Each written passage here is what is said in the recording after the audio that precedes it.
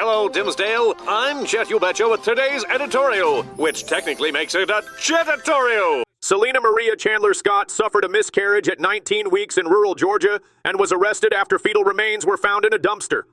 Though charges of concealing a death and abandoning a body were later dropped after an autopsy confirmed a natural miscarriage, the case highlights growing concerns over pregnancy-related prosecutions in states with strict abortion laws.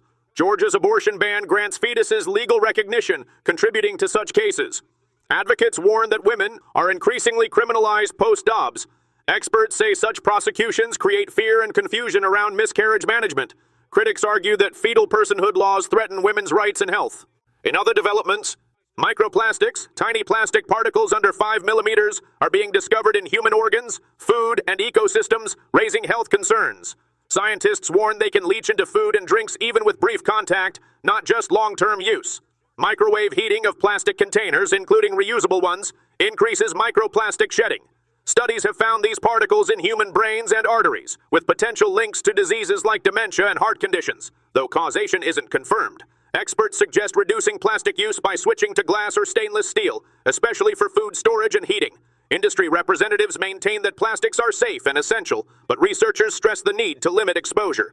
In another update, severe weather and life-threatening flash flooding continue to impact the Mid-South through the Ohio River Valley. Saturday marks the final day of a multi-day flood event, with 3 to 6 inches of additional rain expected in high-risk areas.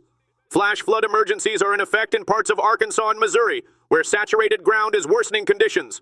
Severe storm threats, including tornadoes, large hail, and damaging winds, extend from Texas to Kentucky. Cities like Memphis, Jackson, and Shreveport face the highest risks. Emergency crews report ongoing water rescues and road closures. While the system will weaken slightly by Sunday, more rain is expected across the Tennessee and Ohio valleys, maintaining flood threats through Monday. In other developments, Canada has updated its travel advisory, cautioning citizens that U.S. border agents can search electronic devices like phones and laptops without providing a reason. The advisory warns that refusing to comply may lead to device seizure, travel delays, or denial of entry for non-U.S. citizens.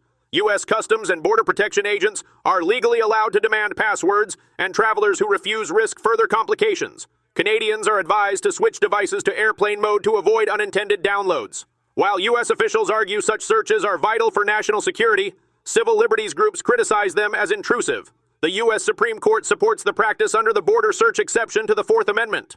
From all of us here, stay classy, Dimsdale.